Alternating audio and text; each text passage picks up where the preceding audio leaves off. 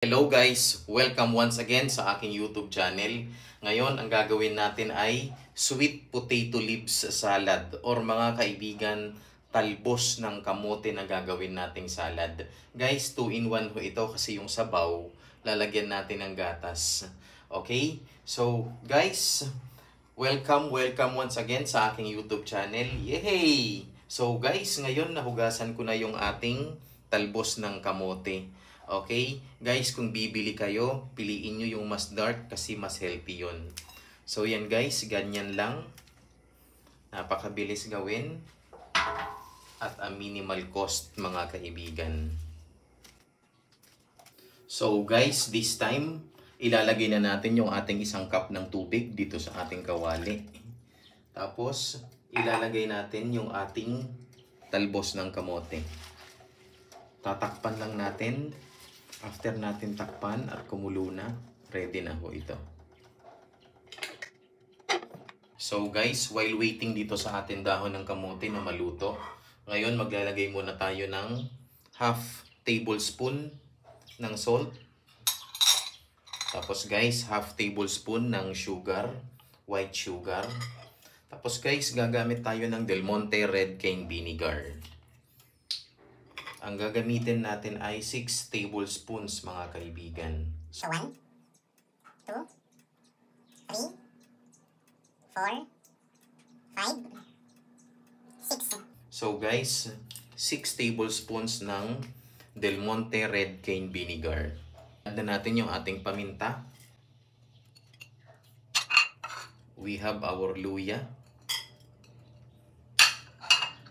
3 pieces mga kaibigan ng tomatoes. Tinanggalan ho ng buto. And of course, meron tayong isang buong white onion. Tapos guys, hahaluin lang natin to. We will mix this well.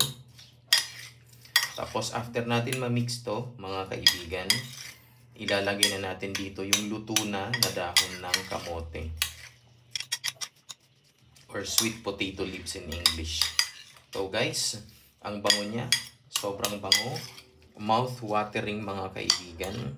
Alam nyo itong dish na to, sobrang mura lang. Tapos you can make it in as fast as 10 minutes mga kaibigan. So guys, nahalo na natin siya. Hintayin lang natin na maluto yung ating talbos ng kamote. So guys, ito na, kumukulo na yung ating talbos ng kamote.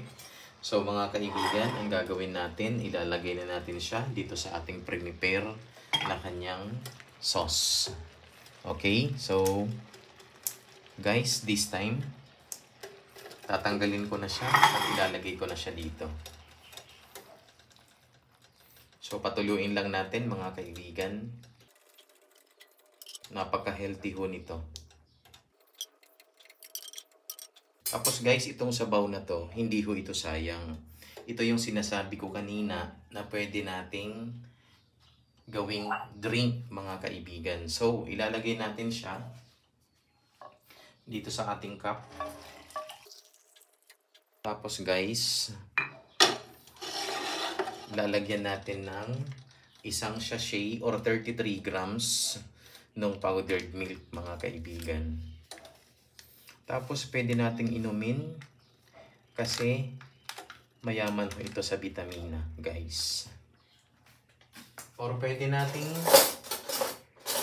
ipainom sa ating kids na hindi nila malalaman na pinakuluan ng gulay ho ito. So guys, ayan na yung kinalabasan niya. So very healthy ho yan.